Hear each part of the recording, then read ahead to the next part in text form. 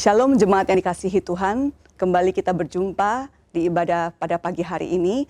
Dan walaupun kita masih melakukannya secara online, saya percaya kita akan tetap semangat dalam memuji Tuhan dan menyembah Tuhan, dan dalam kita mendengarkan firman Tuhan.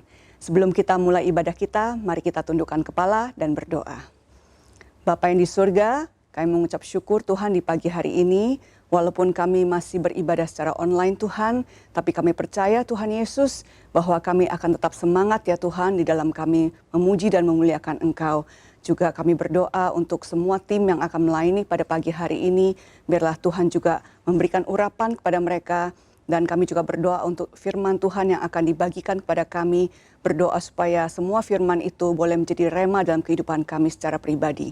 Terima kasih Tuhan, kami siap untuk memulai ibadah kami ini. Dalam nama Yesus Kristus, kami mengucap syukur dan berdoa. Amin. Selamat beribadah, Tuhan Yesus memberkati. Shalom jemaat yang terkasih, kembali lagi kita beribadah hari ini. Mari kita persiapkan hati kita untuk memuliakan nama Tuhan. Sebab Dia Tuhan yang terbesar dan mulia, layak ditinggikan. Haleluya. Kau terbesar dan mulia, ajaib semua perbuatanmu. Kau terbesar dan mulia, biarlah semua memujimu.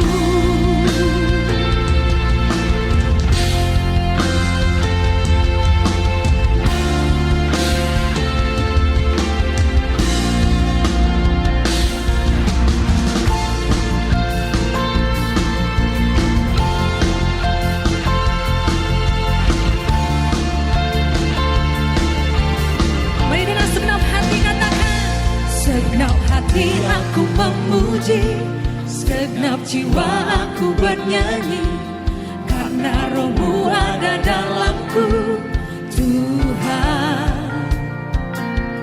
Ku angkat tanganku memuji, ku angkat suara dan bernyanyi, karena Roh-Mu ada dalamku, Tuhan. Mari menari memuji, ungkapkan sukacita di hati. Kau terbesar dan mulia, ajaib semua perbuatanmu. Kau terbesar dan mulia, biarlah semua memujimu.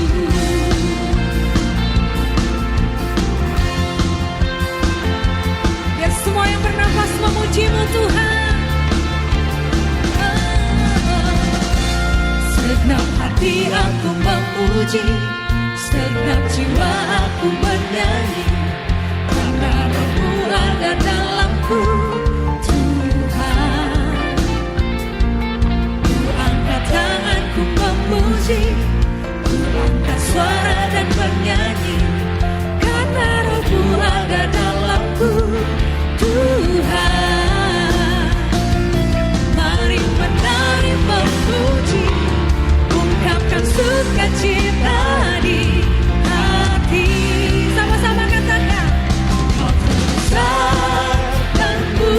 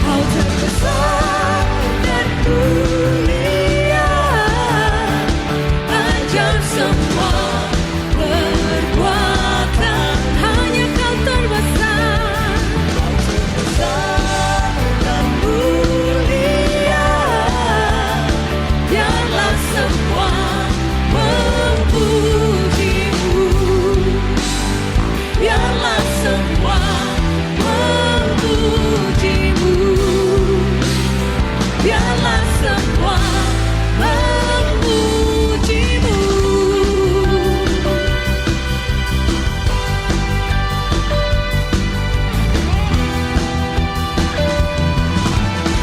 Dengan suara-suara bagi Tuhan kita. Haleluya.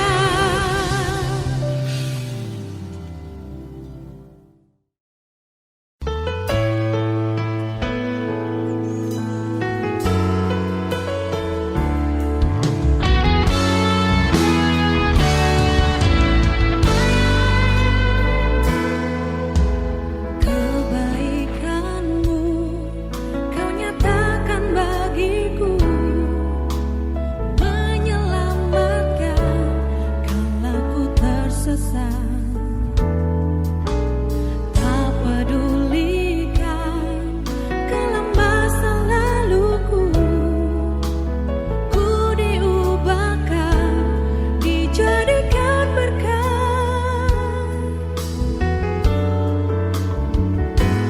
Ku tak dapat hidup di luar kasih-Mu.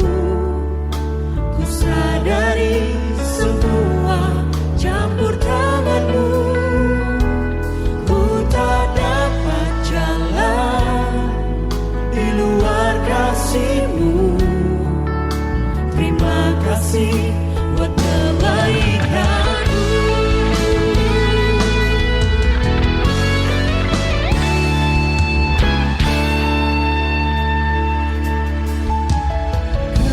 Kebaikan-Mu Kau nyatakan bagiku, menyelamatkan kala ku tersesat. Tak pedulikan kelam masa laluku, ku diubahkan, dijadikan berkat. Ku tak dapat hidup di luar kasih-Mu. Ku sadari semua campur tangan-Mu. Tak dapat jalan di luar kasih-Mu. Terima kasih buat kebaikan-Mu. Jalan kemana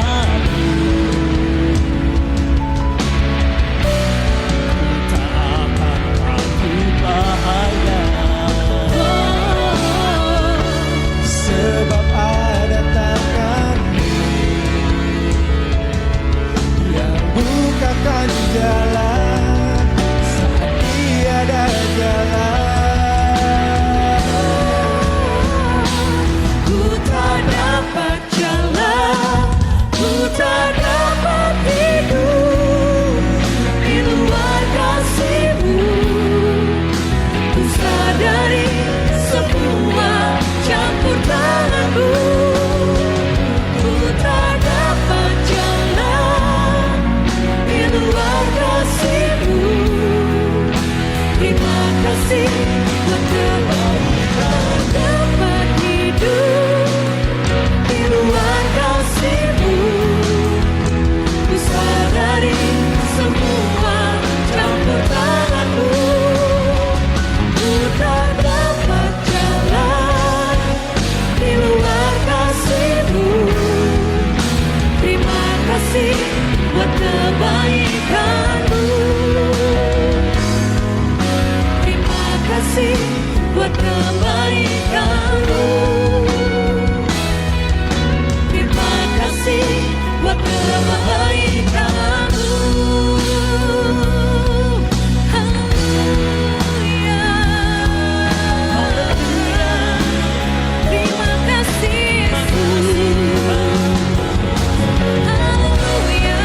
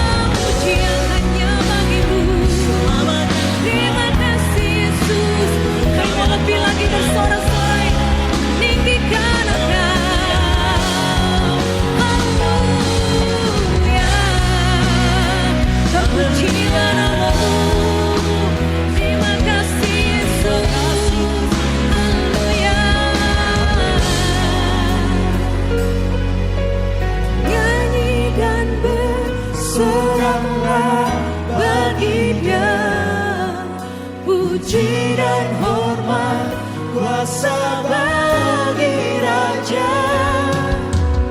Gunung tunduk, laut bergelora, mendengar namamu. Ku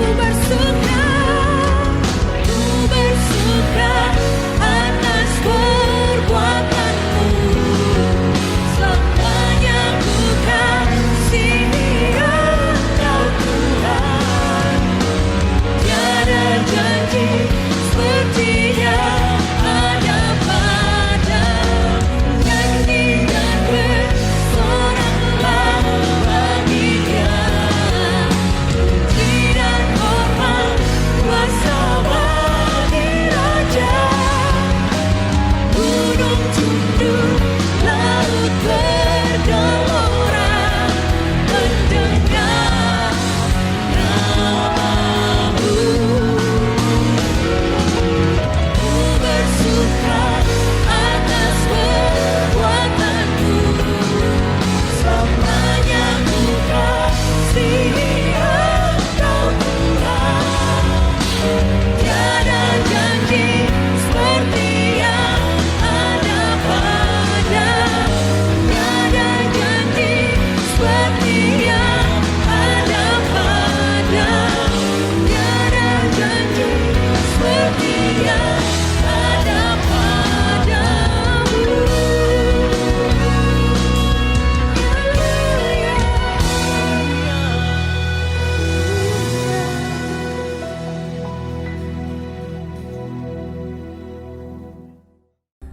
Jemaat yang dikasihi Tuhan, saya percaya kita diberkati melalui pujian penyembahan dan biarlah hati kita selalu terangkat kepada Tuhan. Dan sekarang kita mau menerima kebenaran firman, biarlah Tuhan menjamah kita. Bapa, urapilah kami semua ketika firman-Mu disampaikan. Engkau juga menjamah hamba-Mu yang Tuhan sudah tetapkan untuk menyampaikan isi hati-Mu, supaya kami sungguh-sungguh mengalami lawatan Tuhan. Demi nama Yesus kami berdoa. Amin.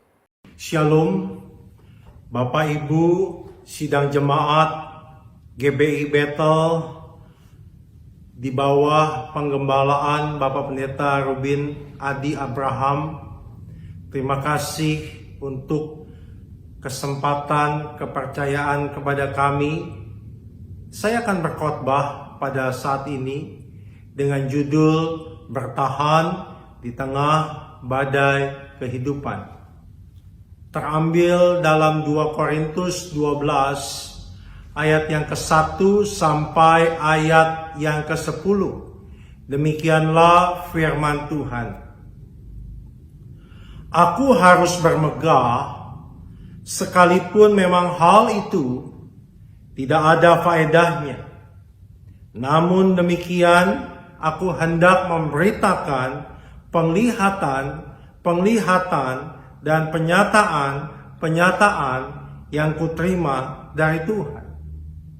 Ayat 2. Aku tahu tentang seorang Kristen 14 tahun yang lampau, entah di dalam tubuh, aku tidak tahu, entah di luar tubuh, aku tidak tahu. Allah yang mengetahuinya. Orang itu tiba-tiba diangkat ke tingkat yang ketiga dari sorga.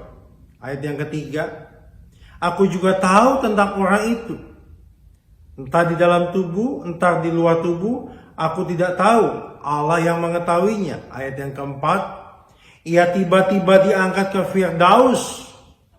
Dan ia mendengar kata-kata yang tak terkatakan, yang tidak boleh diucapkan manusia. Atas orang itu, aku hendak bermegah. Tetapi atas diriku sendiri, aku tidak akan bermegah. Selain atas kelemahan-kelemahanku. Sebab sekiranya aku hendak bermegah juga, aku bukan orang bodoh lagi, dan aku mengatakan kebenaran. Tetapi aku menahan diriku, supaya jangan ada orang yang menghitungkan kepadaku lebih daripada yang mereka lihat padaku, dan yang mereka dengar daripadaku, dan supaya aku jangan meninggikan diri, karena pernyataan yang luar biasa itu, maka aku diberi suatu duri dalam dagingku yaitu seorang utusan iblis, untuk menggocok aku, supaya aku jangan meninggikan diri. Tentang hal itu, aku sudah 3 kali berseru kepada Tuhan, supaya utusan iblis itu mundur daripadaku. Tetapi jawab Tuhan kepadaku, cukuplah kasih karuniaku bagimu, sebab justru dalam kelemahanlah kuasaku menjadi sempurna. Sebab itu terlebih suka aku bermegah atas kelemahanku, supaya kuasa Kristus turun menaungi aku. Ayat yang ke-10, karena itu aku senang dan rela di dalam kelemahan, di dalam siksaan, di dalam kesukaran, di dalam penganiayaan dan kesesakan oleh karena Kristus. Sebab jika aku lemah, maka aku kuat. Bapak Ibu Saudara yang kekasih dalam nama Tuhan, Paulus adalah orang yang luar biasa. Paulus adalah orang yang dahsyat. Saudara yang kekasih dalam nama Tuhan, Paulus pernah mengalami apa yang namanya kesusahan. Paulus pernah mengalami apa yang namanya penderitaan. Saudara yang kekasih dalam nama Tuhan, bukankah dalam kehidupan ini ada musuh-musuh kehidupan, penyakit, rintangan, masalah? Bukankah kita pernah mengalami apa yang namanya kehilangan? Kita pernah mengalami kehilangan kesehatan. Kita pernah mengalami apa yang namanya kehilangan pekerjaan. Kita pernah mengalami apa yang namanya kehilangan bisnis. Kita pernah mengalami apa yang namanya kehilangan kesempatan. Bapak Ibu Saudara yang kekasih dalam nama Tuhan, menghadapi masalah, menghadapi persoalan, menghadapi badai kehidupan, kita harus bertahan. Bapak Ibu Saudara yang kekasih dalam nama Tuhan, apa artinya bertahan? Tetap ada di tempat. Apa artinya bertahan? Tidak mudah menyerah. Berapa banyak orang yang menyerah saat ini? Berapa banyak orang yang lari dari kenyataan saat ini? Berapa banyak orang yang tidak berusaha lagi? Berapa banyak orang yang tinggalkan Tuhan saat ini? Mereka tidak bisa bertahan. Oleh sebab itu, saudara yang kekasih dalam nama Tuhan, kita harus bertahan menghadapi badai kehidupan ini. Badai adalah bentuk gangguan, saudaraku, dalam bentuk angin yang menerpa kehidupan kita. Kita saat ini sedang ada dalam badai COVID. Siapapun, dimanapun kita kena badai ini. Saudara yang kekasih dalam nama Tuhan, Paulus juga tengah ada dalam badai. Badai apa yang Paulus alami? Namanya duri dalam daging. Bapak Ibu Saudara yang kekasih dalam nama Tuhan, apa artinya duri dalam daging? Dari ayat 7 yang kita baca, 2 Korintus 12 ayat 7, di sini jelas dikasih definisi duri di dalam dagingku, yaitu seorang utusan iblis untuk menggocok aku. Saudara yang kekasih dalam nama Tuhan, di sini iblis bukan iblisnya datang kepada Paulus, tetapi cobaan-cobaan yang datang dari iblis. Sebuah ayat bisa kita terjemahkan secara harafiah. Sebuah ayat bisa jadi simbol, sebuah ayat bisa jadi kiasan. Kita tidak boleh langsung terjemahkan secara harafiah. Di sini adalah simbol, di sini adalah kiasan, saudaraku, duri dalam daging. Saudaraku, iblis ingin mencoba Paulus. Tetapi Tuhan ingin menguji Paulus. Apa beda ujian dan cobaan? Ujian berasal dari Tuhan, cobaan berasal dari iblis. Ujian sifatnya baik, cobaan sifatnya tidak baik. Ujian tujuannya membangun iman kita, cobaan menghancurkan iman kita. Berarti saya dapat definisi di sini. Duri dalam daging adalah pencobaan-pencobaan yang datang dalam kehidupan Paulus untuk meningkatkan kualitas iman Paulus. Duri dalam daging di sini kalau kita lihat konteksnya, saudaraku, adalah kesulitan yang Paulus alami dalam pelayanan. Kalau kita lihat keadaannya, banyak oposisi dalam kehidupan Paulus. yang ingin melemahkan semangat Paulus dalam pemberitaan Injil. Tetapi dalam semuanya itu Paulus bisa bertahan. Bagaimana dengan Bapak Ibu? Apakah Bapak Ibu bisa bertahan di tengah penderitaan? Kita lihat yuk langkahnya yang dilakukan oleh Paulus sehingga dia bisa bertahan di tengah penderitaan. Ayat-ayat yang kita baca tadi memiliki pesan yang penting. Bagaimana Paulus bisa bertahan di tengah penderitaan. Langkah yang pertama, yuk kita lihat. Di dalam ayatnya yang ke-1 dikatakan demikian. Aku harus bermegah, sekalipun memang hal itu tidak ada faedahnya. Namun demikian, aku hendak memberitakan penglihatan-penglihatan dan penyataan-penyataan yang kuterima dari Tuhan. Langkah yang pertama, bagaimana kita bisa bertahan di tengah penderitaan. Kita lihat ayat 1. Dari tujuan Tuhan memberikan penglihatan kepada Paulus. Dari tujuan Tuhan mengangkat Paulus. Apa tujuan Tuhan memberikan penglihatan kepada Paulus? Untuk menguatkan iman Paulus. Tuhan ingin berkata kepada Paulus, "Hai Paulus, di tengah masalahmu, hai Paulus, di tengah persoalanmu, masih ada aku tetap setia, aku tidak akan meninggalkan engkau." Bapak, Ibu, Saudara yang dikasihi Tuhan, di tengah masalahmu, di tengah persoalanmu, masih ada Tuhan yang tetap setia menemani engkau. Badai COVID ini tidak sebesar Allah kita yang dahsyat. Jadi langkah yang pertama, bagaimana kita harus bertahan di tengah badai ini. Langkah yang pertama adalah kita harus menguatkan iman kita. Sama-sama yuk katakan, saya harus menguatkan iman saya. Supaya saudara bisa bertahan di tengah badai COVID ini, saudara harus menguatkan imanmu. Bapak, Ibu, Saudara yang kekasih dalam nama Tuhan. Iman hadir dalam jiwa manusia. Iman beroperasi maksimal atau tidak tergantung struktur jiwa yang menampungnya. Saudara, iman tidak bisa bekerja di dalam jiwa yang khawatir. Iman tidak bisa bekerja di dalam jiwa yang takut. Apa sih definisi iman? Definisi iman adalah dasar dari segala yang kita harapkan. Jadi iman adalah dasar, jaminan bahasa aslinya. Saudara dijamin enak gak? Enak. Jadi kalau saudara memiliki iman, itu adalah jaminan dari segala yang kau harapkan. Iman berhubungan dengan kebutuhanmu. Dan tidak sampai di situ saja. Iman adalah bukti dari segala yang tidak kita lihat. Bahasa aslinya bagus.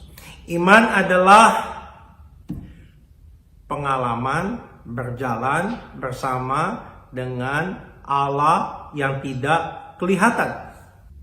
Ibrani 11 ayat yang kedua dikatakan demikian. Sebab oleh imanlah telah diberikan kesaksian kepada nenek moyang kita. Perhatikan baik. Sebab oleh imanlah telah diberikan kesaksian kepada nenek moyang kita. Betul bukan yang saya katakan? Akibat mereka memiliki pengalaman berjalan bersama dengan Allah, mereka memiliki kesaksian. Contohnya, Habel. Dia berjalan bersama dengan Allah, memiliki kesaksian. Henokh, Abraham, Nuh. Bagaimana dengan saudara? Mereka punya masalah, tokoh-tokoh iman ini. Tapi ada kesaksian karena mereka bertahan. Mengapa bisa bertahan? Karena mereka menguatkan iman mereka. Kita harus menguatkan iman kita. Dengan apa? Tidak boleh ada ketakutan.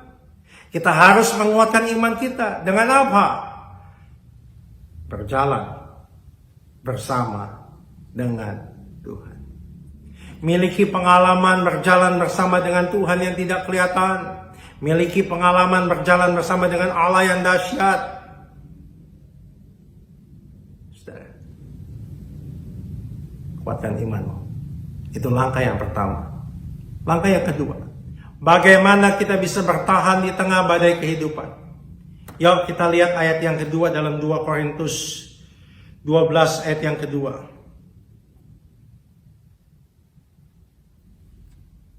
Aku tahu tentang seorang Kristen 14 tahun yang lampau, entah di luar tubuh, aku tidak tahu. Entah di luar tubuh, aku tidak tahu. Allah yang mengetahuinya. Orang itu tiba-tiba diangkat ke tingkat yang ketiga dari surga. Yang kedua, saudara perhatikan ayat ini. Ada kata 14 tahun yang lampau. Paulus menerima penglihatan, dia diangkat ke surga, tapi 14 tahun kemudian dia baru cerita. Kalau saudara gimana? Kalau dapat hal-hal yang spektakuler, tangan kita langsung upload Facebook, Instagram. Tapi Paulus tidak. Artinya apa? Dia memiliki penguasaan diri.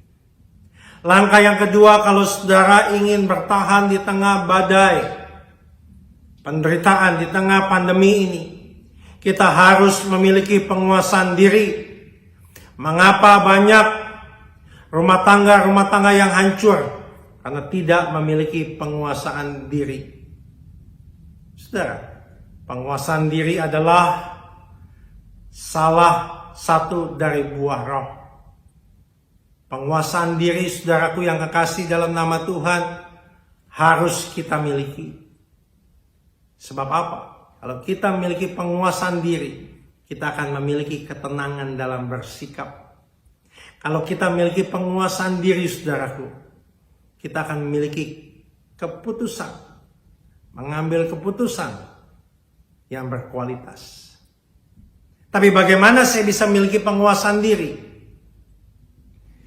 Yohanes 15 ayat 1 dikatakan demikian. Kita lihat yuk Yohanes 15 ayat 1. Yohanes 15 ayat 1. Akulah pokok anggur yang benar dan Bapakulah pengusahanya. Setiap ranting padaku yang tidak berbuah dipotongnya, dan setiap ranting yang berbuah dibersihkannya supaya ia lebih banyak berbuah. Bagaimana kita bisa, saudaraku yang kekasih dalam nama Tuhan, memiliki penguasaan diri? Kita harus ada di dalam Kristus. Di sini katakan setiap ranting padaku yang tidak berbuah dipotongnya, dan setiap ranting yang berbuah dibersihkannya supaya ia lebih banyak berbuah. Saudara yang kekasih dalam nama Tuhan, kita bisa memiliki penguasaan diri kalau kita melekat pada pokok anggur yang benar. Dalam 2 Korintus 12 ayat 2 jelas. Kalau saudara lihat tadi, di situ dikatakan apa, saudara? Aku tahu tentang seorang Kristen, bahasa aslinya bagus. Man in Christ. Seorang yang di dalam Kristus. Jadi kalau saudara ingin memiliki penguasaan diri, harus ada di dalam Kristus. Miliki hubungan yang benar dengan Tuhan.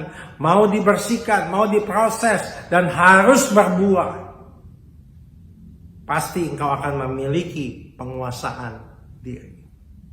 Ada seorang ibu, saudara. Dia disiksa oleh suaminya. Dipukulin. Satu saat suaminya sakit. Kemudian, saudara, suaminya ini harus dirawat di ICU. Dan membutuhkan biaya banyak. Sudah habis rumah satu. Anaknya bilang suntik mati papa. Tapi mamanya bilang tidak. Dia sabar, dia doakan, dia rawat. Itu bulan Juni sudah. Mamanya bilang nanti bulan 12 kita akan Natal sama-sama. Betul, tanggal 25. Mereka ibadah Natal sama-sama. Mengapa? Rumah tangga mereka dipulihkan oleh Tuhan. Karena ibu ini memiliki penguasaan diri. Miliki penguasaan diri. Maka engkau bisa bertahan di tengah badai kehidupan ini. Yang ketiga, bagaimana kita bisa bertahan di tengah badai kehidupan ini? Yuk kita lihat saudara. Ayat yang ketiga dikatakan demikian. Aku juga tahu tentang orang itu, entah di dalam tubuh, entah di luar tubuh. Aku tidak tahu, Allah yang mengetahuinya. Yang pertama, kita harus menguatkan iman kita. Yang kedua, kita harus memiliki penguasaan diri supaya bisa bertahan di tengah badai kehidupan. Yang ketiga, saudaraku, kita harus dipenuhi oleh Roh Allah. Paulus dipenuhi oleh Roh Allah. Saudara lihat, aku juga tahu tentang orang itu. Entah di dalam tubuh, entah di luar tubuh, dia kehilangan kesadaran. Kenapa? Sebab dipenuhi oleh Roh Allah, dia tidak fokus kepada masalah. Dia tidak fokus kepada hal-hal jasmani karena dipenuhi oleh Roh Allah. Saudara, kalau hidupmu dipenuhi oleh Roh Allah, maka engkau akan melewati batas daging. Tidak mudah menyerah. Daging mudah menyerah. Capek, nggak kuat. Daging terbatas, kita mengampuni hanya sampai 3 kali. Setelah itu kita nggak kuat lagi. Kalau ada Roh Allah, kau sanggup mengampuni, menerima suami pasanganmu apa adanya. Kalau Roh Allah ada dalam hidup saudara, dia akan menuntun hidup saudara. Dia akan membuka pintu yang tertutup. Kalau Roh Allah ada dalam hidup saudara, dia akan memberikan keberanian, dia akan memberikan visi, memantapkan visimu, dan membuat hidup saudara disukai. Bagaimana Roh Allah bisa ada dalam hidup kita? Matikan keinginan daging saudara. Selama engkau tidak mematikan keinginan dagingmu, maka engkau tidak bisa dipenuhi oleh Roh Allah. Saudara, kita harus dipenuhi oleh Roh Allah. Yang keempat, kuatkan iman, kuasai diri. Yang ketiga, dipenuhi oleh Roh Allah. Yang keempat, bagaimana kita bisa bertahan di tengah badai kehidupan ini. Yuk lihat di dalam ayatnya yang ke-7 dikatakan demikian. Dan supaya aku jangan meninggikan diri karena pernyataan-pernyataan yang luar biasa itu, maka aku diberi suatu duri dalam dagingku, yaitu seorang utusan iblis untuk menggocok aku, supaya aku jangan meninggikan diri. Yang keempat, saudara, ada kata saudaraku, menggocok. Menggocok aku. Tapi Paulus menang. Kenapa? Sebab dia sadar dan berjaga. Jadi yang keempat, bagaimana kita bisa bertahan di tengah badai kehidupan? Kita harus sadar dan berjaga-jaga. Paulus bisa bertahan di tengah godaan, tantangan kehidupan karena dia sadar dan berjaga-jaga. Petrus katakan dalam 1 Petrus 5 ayat yang ke-8 katakan demikian. Sadarlah dan berjaga-jagalah lawanmu si iblis. Saudara, apa artinya sadar? Menyadari kelemahan kita, menyadari kekurangan kita.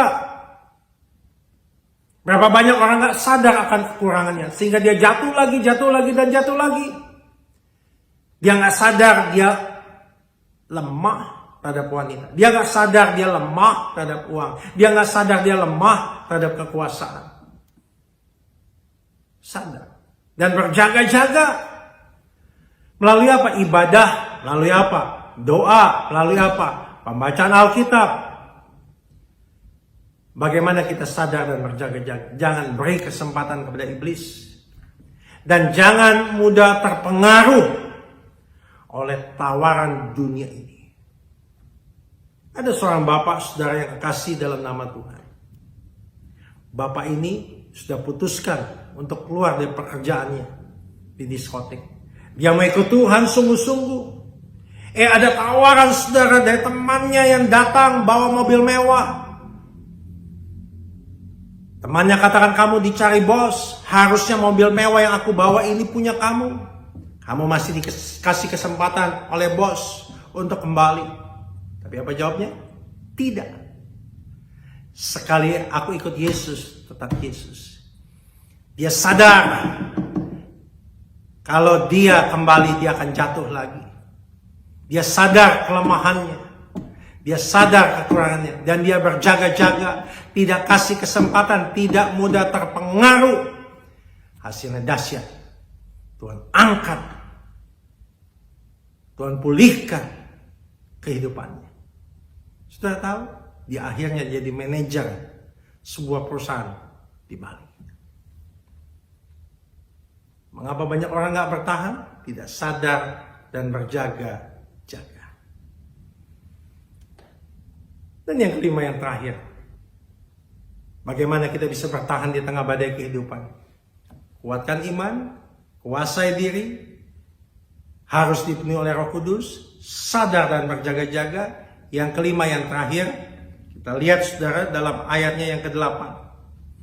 Tentang hal itu aku sudah 3 kali berseru kepada Tuhan, supaya utusan iblis itu mundur daripadaku. 3 kali aku berseru kepada Tuhan. Bukan kita berdoa batasnya sampai 3 kali. Ini hanyalah simbol. Simbol apa? Kita tidak boleh patah semangat.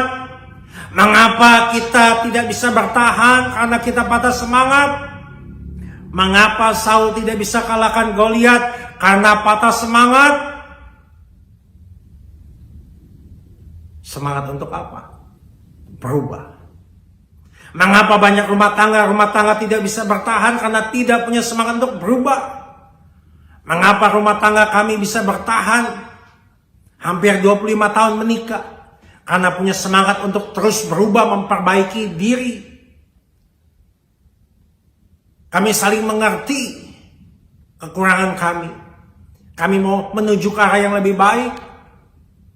Semangat apa yang harus kita miliki? Semangat untuk menghadapi tantangan. Hana tidak menyerah. Memiliki semangat, akhirnya dijawab doanya. Abraham tidak menyerah, semangat, dijawab doanya. Saudara harus semangat. Mengapa kita harus semangat? Karena Allah kita tidak pernah mengecewakan kita. Mengapa kita harus semangat? Karena pencobaan yang kita alami tidak melebihi kekuatan kita. Mengapa kita harus semangat? Ada jaminan kemenangan daripada Tuhan. Saudara, 5 langkah kita sudah pelajari saat ini. Kita harus semangat. Kita harus sadar dan berjaga-jaga. Kita harus dipenuhi Roh Kudus, kuasai diri, dan kuatkan iman. Bertahan. Kemenangan sudah di depan kita. Ada seorang ibu saudara yang kekasih dalam nama Tuhan. Dia di PHK. Tapi tidak patah semangat. Dia doa, apa yang harus saya lakukan Tuhan? Dia doa dan bekerja. Dengan cara apa? Tanya, apakah ada pekerjaan buat saya? Semua jawab tidak ada, tidak ada, tidak ada, dan tidak ada. Sampai satu saat dia ketemu dengan seorang om, katakan demikian. Saya punya tanah, nggak laku-laku. Saya mau jual 90 M, nggak laku. Kalau kamu bisa, tolong kamu jual. Ajaib. Ajaib. Dia bisa jual 140 miliar. Dia jadi orang kaya mendadak. Kenapa, saudara? Tangan Tuhan. Kenapa? Dia bertahan. Kenapa? Dia menguatkan iman. Kenapa? Dia menguasai diri, tidak lari ke dukun, tidak lari daripada Tuhan. Dia dipenuhi Roh Kudus menuntun. Dia sadar dan berjaga-jaga. Nggak terpengaruh oleh dunia. Dia tetap semangat. Dia berhasil. Saat ini, saya yakin saudara juga akan meraih kemenangan. Kalau apa? Bertahan. Di tengah badai kehidupan. Ayo kita berdoa saudara. Bapa, dalam nama Yesus, kami mengucap syukur untuk pimpinan-Mu dalam ibadah kami. Terima kasih untuk firman-Mu pada saat ini. Kami yakin Tuhan, Engkau bekerja mengubah kami. Kami yakin kami akan melihat janji Tuhan, pertolongan Tuhan akan nyata dalam kehidupan kami.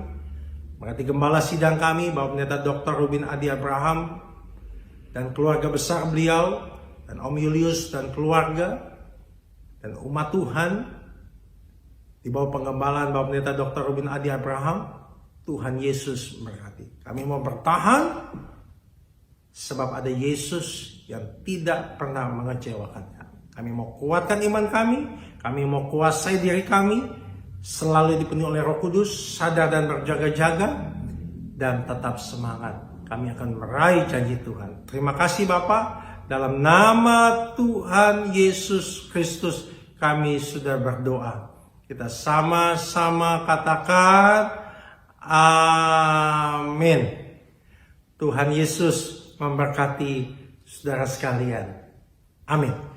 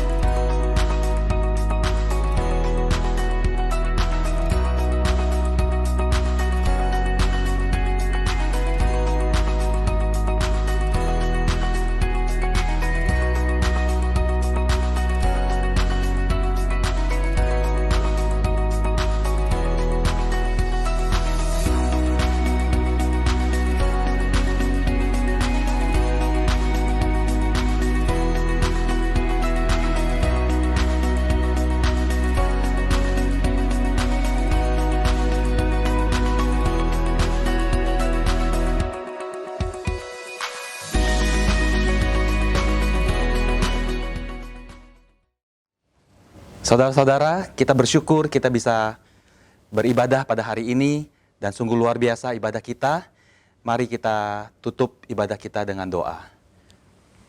Bapa dalam surga, terima kasih Tuhan untuk kasih anugerah-Mu dalam kehidupan kami. Kami juga bersyukur untuk puji-pujian, untuk ibadah, untuk firman-Mu yang telah mengajari kami, menegur kami ya Tuhan, menguatkan kami. Kami terus ya Tuhan Yesus berdoa untuk tuntunan Engkau Roh Kudus dalam seluruh aspek kehidupan kami. Biarlah kami hidup berkemenangan ya Tuhan dalam keluarga kami, dalam usaha kami, dalam pekerjaan kami Tuhan, dalam studi kami, dalam pelayanan kami. Bapa, jadikan kami terang dan garam-Mu ya Tuhan di dalam dunia ini. Kami juga berdoa ya Tuhan Yesus untuk negara Indonesia, kiranya kasih setia-Mu Tuhan Yesus dan kemurahan-Mu Tuhan terus Kau berikan untuk negara Indonesia ini Tuhan. Kami berdoa untuk Pak Jokowi ya Tuhan, sebagai Presiden Indonesia ya Tuhan. Kami berdoa supaya beliau juga Engkau pakai dengan luar biasa, berikan hikmat urapan-Mu Tuhan, agar setiap keputusan-keputusan yang diambil berdasarkan dari Engkau ya Bapa. Terima kasih Tuhan, sertai juga ya Bapa para pemimpin-pemimpin rohani kami, Pak Julius, Pak Rubin, dan juga Pak Surya Tuhan. Kami berdoa ya Bapa, supaya mereka juga Engkau pakai dengan luar biasa, Engkau tuntun kehidupan mereka ya Tuhan, Engkau berikan hikmat, juga hati seorang hamba ya Tuhan untuk setiap domba-domba yang telah dipercayakan kepada mereka. Terima kasih Bapa, kami serahkan hidup kami di hari-hari ke depannya ke dalam tangan-Mu. Engkau sendiri yang memimpin kami ya Tuhan. Dalam nama Tuhan Yesus kami berdoa dan mengucap syukur. Amin. Sekarang saudara, arahkan tanganmu dan hatimu kepada Tuhan. Bapa, kami mohonkan berkat daripada Allah Bapa, kasih daripada Tuhan Yesus Kristus, persekutuan dan penghiburan dari Roh Kudus, biar itu tinggal di dalam hidup saudara dan saya, mulai dari saat ini, bahkan sampai selama-lamanya. Amin. Tuhan memberkati kita semua. Salam sehati.